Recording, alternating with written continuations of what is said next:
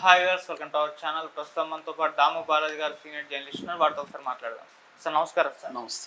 Sir, operation Kagar పేరుతో మావోయిస్టులపైన ఎన్కౌంటర్లు జరుగుతున్నాయి. మొన్నే నంబాల కేశవరావు ప్రధాన నేత కూడా చనిపోయారు. ఇప్పుడు దీనికి కౌంటర్గా మావోయిస్టులు కూడా యుద్ధం ప్రారంభించినట్టుగా తెలుస్తుంది. సార్, ఒక కొత్త నాయకుడు వచ్చాడని చెప్పేసి మోదీ గారు అంతు చూస్తాం, ఆ ఛత్తీస్గఢ్ ముఖ్యమంత్రిని లేపేస్తామని చెప్పేసి వీళ్ళు వార్నింగ్ ఇచ్చినట్టుగా కూడా వార్తలు వైరల్ అవుతున్నాయి. సార్, మరి వీళ్ళు నిజంగా ఆ స్థాయి వరకు వెళ్ళగలరంటారా? ఇప్పటివరకు వచ్చిన కొత్త న్యూస్ ప్రకారం ఎవరో కొత్త మావోయిస్ట్ లీడరు అండ్ వీళ్ళ పరిస్థితి ఇప్పుడు ఏ విధంగా ఉంది, వీళ్ళు ఎదుర్కోగలరు సార్? అది ఇక మావోయిస్టులకి అతి పెద్ద దెబ్బ 2024లో తగిలింది. అప్పటి వరకు సంవత్సరానికి 100-150 లోపలే చనిపోతుంటే లాస్ట్ ఇయర్ 2024లో 287 మందిని చంపేశారు. ఒక 1000 మంది సరెండర్స్, ఇంకొక 1000 మంది అరెస్టులు జరిగాయి. ఇప్పుడు ఈ ఇయర్లో కూడా దాదాపు 200 మంది, 201 ఎంతో చెప్తున్నారు.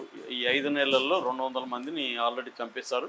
అది కాకుండా దాదాపు ఒక 14 మెంబర్స్ సీనియర్ లీడర్స్, రామచంద్రారెడ్డి కావచ్చు, తర్వాత మాంజా కావచ్చు, నిన్న చనిపోయిన నంబాల కేశవరావు కావచ్చు, బసవరాజు.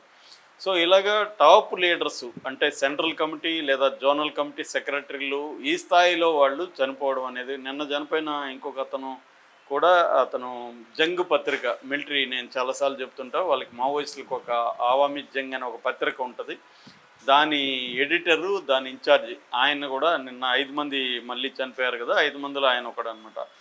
సో అలాగా టాప్ లీడర్సు, ఒక 30-40-50 ఏళ్ళు అనుభవం ఉన్న లీడర్స్ కూడా చనిపోతున్నారు. ఇది పెద్ద దెబ్బ. ఎప్పుడైనా కింది స్థాయి క్యాడర్ ఎంతమంది చనిపోయినా, 100-200 చనిపోయినా రిక్రూట్మెంట్ చేసుకోవచ్చు. కానీ ఒక నాయకుడు తయారవ్వాలంటే, ముఖ్యంగా మావోయిస్ట్ పార్టీ లాంటి దాంట్లో ఒక నాయకుడు, ఒక 40 ఏళ్ళ లేకపోతే 50 ఏళ్ళ 30 ఏళ్ళ అనుభవం ఉన్న నాయకుడు తయారు కావడానికి మళ్ళీ ఒక 30 ఏళ్ళు 40 ఏళ్ళు పడుతుంది. అంత ఈజీగా నాయకులు తయారు కారు. మామూలుగా వాళ్ళు కవిత్వం రాసేవాళ్ళు చెప్తుంటారు, చిందించిన ప్రతి రక్త బొట్టులో నుంచి ప్రభవింతురు వేనవేలని సోమసుందర్ రాశాడు, దాన్ని అందరూ చెప్తుంటారు. సో అంటే ఒక నాయకుడు పోతే, ఒక వీరుడు నేల కొరిగితే వేల మంది వస్తారండి. కమల్ హాసన్ సినిమా ద్రోహిలో ఒక డైలాగ్ ఉంటుంది, వాడు ఇలాగే చెప్తే రారు రారు పుట్ర పుట్ర అంటాడు కమల్ హాసన్. అది వాస్తవం కూడా. అంటే ప్రాక్టికల్గా పుట్టచ్చు, కానీ టైం పడుతుంది.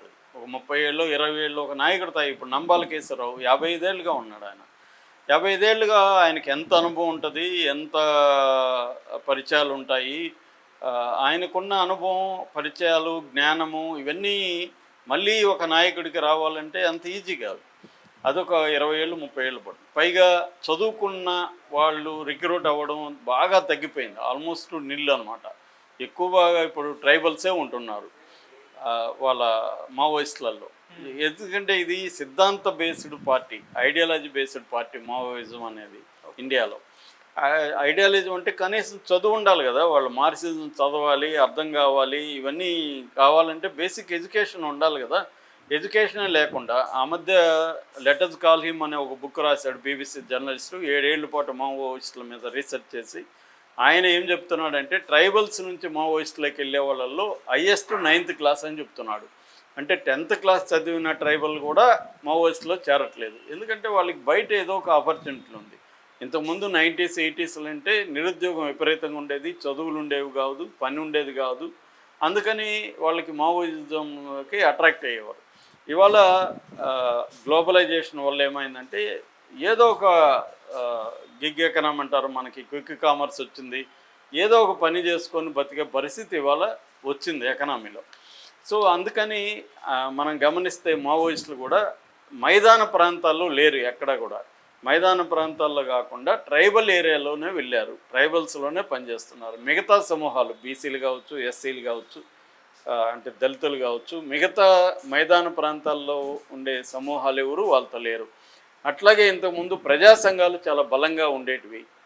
రైతు సంఘాలు కానీ, యువజన సంఘాలు కానీ, విద్యార్థి సంఘాలు కానీ, రచయితల సంఘాలు కానీ, కార్మిక సంఘాలు కానీ, ఇలాగా బలంగా ఉండేవి. ఇవాళ అవేమీ లేవు. ఇప్పుడు ఫర్ ఎగ్జాంపుల్ వరవర్రావు అని 3-4 ఏళ్ళుగా ఆయన్ని అనేక ఇబ్బందులు పెడుతుంటే నిరసన ఎక్కడా లేదు కదా. ఒక 1000 మందితో నిరసన ఎక్కడన్నా జరిగిందా? అంటే ఏంటి అర్థం? వాళ్ళకి మద్దతు అనేది అది భయంతో పోయిందా, లేకపోతే ఎవడి స్వార్థం వాళ్ళదా అనేది పక్కన పెడితే పోయింది. ఎందుకంటే కొండపల్లి సీతారామయ్య సాధించిన విజయాల్లో ఒకటిగా ప్రజా సంఘాల నిర్మాణాన్ని చెబుతారు. ఆయన అంతకుముందు గుణపాఠాలు నేర్చుకుని చారుమజందారు, కాందసన్యాలు వీళ్ళ దగ్గర గుణపాఠాలు నేర్చుకుని ప్రజా సంఘాల నిర్మాణం చాలా ఇంపార్టెంట్ అనేది ఒకటి. రెండోది గెరిల్లా జోన్స్ని ఏర్పాటు చేయడం, రెడ్ కారిడార్ ఏర్పాటు చేయడం అనేది ఈ రెండు కొండపల్లి సాధించిన విజయాలుగా చెప్తారు. ఇప్పుడు ఏమైంది, రెండోది బాగానే పర్వాలేదు అంటే అది కూడా వీక్ అయిపోయింది, అది పక్కన పెడితే ఈ ప్రజా సంఘాలన్నీ కంప్లీట్గా పోయినాయి. సో అందుకని ఏంటంటే మావోయిస్టుని ఒక టెర్రరిస్ట్ లాగా చిత్రీకరించే మీడియానే ఎక్కువ మనకు కనబడుతుంది. వాళ్ళ మెయిన్ స్ట్రీమ్ మీడియా అంతా కూడా మావోయిస్టులను ఒక టెర్రరిస్ట్ లాగా చూసి వాళ్ళ భూతం చంపేయడం అనేది కరెక్ట్ అన్నట్టుగా ఉంది. నిన్ననే వాళ్ళ డెడ్ బాడీల దగ్గర డిఆర్జీ పోలీసులు, డిస్ట్రిక్ట్ రిజర్వ్ గార్డ్స్ వాళ్ళే చంపింది నంబాల కేశవరావు అని. వాళ్ళ గురించి కూడా చెప్పాను. డిఆర్జీలు అంతా కూడా మాజీ మావోయిస్టులు, ట్రైబల్సే ఎక్కువ ఉంటారనమాట. సో వాళ్ళే ఇప్పుడు విజయాలు సాధిస్తూ ఉన్నారు. సో వాళ్ళు పాటలు పాడుకుంటూ సెలబ్రేట్ చేసుకుంటున్నారు. ఆ వీడియో కూడా బయటకు వచ్చింది. మామూలుగా అయితే ఇలాంటి దానికి వ్యతిరేకంగా పెద్ద ఎత్తున సోషల్ మీడియాలో ఉండాలి, కానీ అది లేదు. సో కాబట్టి ఏమవుతుందంటే వీటన్నిటి కారణాల వల్ల మావోయిస్ట్ మూమెంట్ బాగా దెబ్బ అయితే తినింది. ఇప్పుడు అమిత్ షా నిన్ననే అనౌన్స్ చేశాడు, ఓన్లీ 6 జిల్లాల్లోనే ఉన్నారు వీళ్ళు అనేది ఆయన అనౌన్స్ చేశారు. ఛత్తీస్గఢ్లో 4, జార్ఖండ్లో 1 జిల్లా, మహారాష్ట్రలో 1 జిల్లా, ఈ మొత్తం 6 జిల్లాల్లో మాత్రమే ఉన్నారు, ఇంకెక్కడ లేరు అని ఆయన అనౌన్స్ చేశాడు. మేబీ అది ఎంత వాస్తవం అనేది చెప్పలేము, ఎందుకంటే మిగతా జిల్లాల్లో ఆర్గనైజేషన్ అయితే కనబడడం లేదు. ఎప్పుడైనా తలదాచుకోవడానికి రావడమే. ఒకప్పుడు మొన్న 2023 వరకు కూడా 100 జిల్లాల పైన ఉన్నది, ఇవాళ 6 జిల్లాలకు పడిపోయిందని ఆయన చెప్తున్నారు. మేబీ తాత్కాలికంగా మామూలుగా లెనిన్ అంటాడు ఒక మాట, అదేంటంటే 1 అడుగు ముందుకు 2 అడుగులు వెనక్కి అని. విప్లవంలో 1 అడుగు ముందుకు వేస్తే 2 అడుగులు వెనక్కి వేయాలన్న పరిస్థితి ఉంటుందని వాళ్ళు ముందుగానే అనుకుంటారు, తెలుసు. ఒకసారి బతికొండడమే విప్లవం చేయడం అనేది కూడా విప్లవకారులు నమ్ముతారు. నువ్వు 1 ఇయర్ పాటు ఖాళీగా ఉన్నా పర్వాలేదు, నువ్వు బతికుంటే అదే నీ సక్సెస్. నిన్ను చంపలేకపోయాడు కాబట్టి ఎనిమి, నువ్వు సక్సెస్లో ఉన్నట్టు. 1 ఇయర్ నువ్వు సైలెంట్గా ఉండు, 1 ఇయర్ తర్వాత పరిస్థితులు బాగా వస్తాయి, మళ్ళీ మనం చేయొచ్చు అన్న ఫిలాసఫీ వాళ్ళకు ఉంటుంది. కాబట్టి కంప్లీట్గా వాళ్ళని నాశనం చేసేస్తాం అనేది అబద్ధం. ఎందుకంటే ఇంకా సెంట్రల్ కమిటీలో దాదాపు 17 మంది యాక్టివ్గా ఉన్నారని చెప్తున్నారు. ఇంకా వివిధ కమిటీల నాయకులు ఉన్నారు. సో వాళ్ళని అందరినీ చంపేయడం కష్టమవుతుంది. ఇప్పుడు ఈ దెబ్బకి నంబూరు కేశవరావు చనిపోయిన తర్వాత వాళ్ళందరూ అలర్ట్ అయిపోయే అవకాశం ఉంది. కొద్ది రోజులు విప్లవాన్ని ఆపేసి సైలెంట్గా ఉంటారు వాళ్ళు. సైలెంట్గా ఉండే మళ్ళీ పరిస్థితులు వచ్చే వరకు వెయిట్ చేసి 1 ఇయర్ 2 ఇయర్స్ మెల్లమెల్లగా వాళ్ళు మళ్ళీ మొదలు పెట్టడం అనేది చేస్తారు. ప్రజలకు సమస్యలు ఉన్నంత వరకు, ముఖ్యంగా ట్రైబల్స్ ప్రాబ్లమ్స్ ఉన్నంత వరకు మావోయిస్టుల అవసరం ట్రైబల్స్కి ఉంటుంది. ప్రజలకు సమస్యలు ఉన్నప్పుడు ఏదో ఒక రూపంలో ఎవరో ఒకరు వాళ్ళకి హెల్ప్ చేయాలని కోరుకుంటారు. అలాగే మెల్లగా వీళ్ళు లీగల్గా పోరాటాలు కూడా పెంచుకోవచ్చు. వాళ్ళ స్ట్రాటజీలు మార్చుకుంటారు. ఎప్పుడైనా స్ట్రాటజీ, టాక్టిక్స్ 2 ఉంటాయి. టాక్టిక్స్ అంటే టెంపరీ, స్ట్రాటజీ అంటే లాంగ్ టర్మ్. అయితే ఇప్పుడు ఒక వార్త వైరల్ అవుతుంది. అదేందుకంటే మావోయిస్టులు మోడీ మీద, కొంత సీఎంల మీద, ఛత్తీస్గఢ్ సీఎం ఇలాంటి వాళ్ళ మీద అటాక్ చేసే అవకాశం ఉంది అని ఒక వార్త వైరల్ అవుతుంది. ఎందుకంటే వాళ్ళు చాలా పెద్ద ఎత్తున గాయపడ్డారు. ఫస్ట్ టైము ఒక సెంట్రల్ కమిటీ సెక్రటరీ స్థాయి నాయకుడిని చంపడం ఫస్ట్ టైము, అమిత్ షా కూడా చెప్పాడు. సో ఆ స్థాయి నాయకుడిని కోల్పోయినప్పుడు వాళ్ళు గమ్మునుంటారు, రివెంజ్ తీర్చుకుంటారు. సో రివెంజ్ ఎలా ఉంటుంది అంటే పెద్ద స్థాయి బీజేపీ నాయకుల్ని టార్గెట్ చేయడం ద్వారా, వాళ్ళు అటాక్ చేయడం ద్వారా ఒక సిగ్నల్ పంపిస్తారు. మీరు మమ్మల్ని చంపితే మేము మిమ్మల్ని చంపుతాం అన్న సిగ్నల్ పంపిస్తారు. ఇప్పుడు ఆ పనిలో ఉన్నారా అన్న డౌట్ అయితే వస్తుంది. అయితే వీళ్ళు చేయగలరా అంటే మోడీ స్థాయిలో వాళ్ళని చేయడం కష్టం. ఇవాళ ఉన్న సర్వైలెన్సు, ఇవాళ ఉన్న ఈ ప్రొటెక్షను, ఇవన్నీ సాధ్యం కాదు అంత ఈజీగా. ఇంతకుముందు చంద్రబాబు మీద 2003లో జరిగినట్టుగా ఇవాళ ఏ ముఖ్యమంత్రి మీద కూడా చేయలేరు. ఎందుకంటే ఇప్పుడు స్పెషల్ ప్రొటెక్షన్ గ్రూపు ఇవన్నీ కూడా very well trained, protocols 100% follow అవుతారు. నేను నిన్న కూడా చెప్పిన చంద్రబాబు దీంట్లో అనేక ప్రోటోకాల్స్ లోపాలు ఉన్నాయి. ఇప్పుడు అవన్నీ ఉండవు, జాగ్రత్తగా ఉంటారు. ఎందుకంటే ఆల్రెడీ టెర్రరిస్టుల థ్రెట్ ఉంది, ఇక్కడ మావోయిస్టుల థ్రెట్ ఉంది. కాబట్టి పై స్థాయి నాయకుల్ని అటాక్ చేసే మెకానిజం మావోయిస్టులకి లేదు. పాకిస్తాన్ లాంటి వాళ్ళే చేయలేకపోయారు మన దేశం మీద అటాక్స్. కాబట్టి అంత ఈజీ కాదు, వీళ్ళకి అనుకోవచ్చు కానీ అది ఈజీ కాదు. ఇప్పుడు చేయలేరు, ఇమీడియట్గా అయితే చేయలేరు.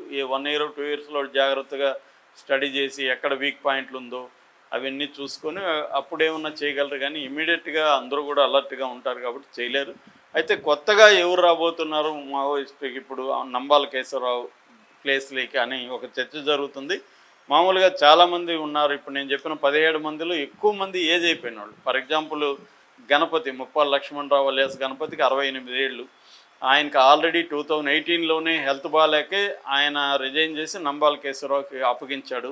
సో ఆయన వచ్చే అవకాశం లేదు, అసలు ఆయన ఇండియాలో లేడు అని ఫిలిప్పైన్స్లో తలదాచుకున్నానని కూడా నేను చదివాను వార్తలు. సో అట్లాగే ప్రమోద్ మిశ్రా సీనియర్ నాయకుడు, బట్ ఆయన బీహార్, ఆయన జైల్లో ఉన్నాడు, ఆయనకు కూడా 65 ఏళ్ళు.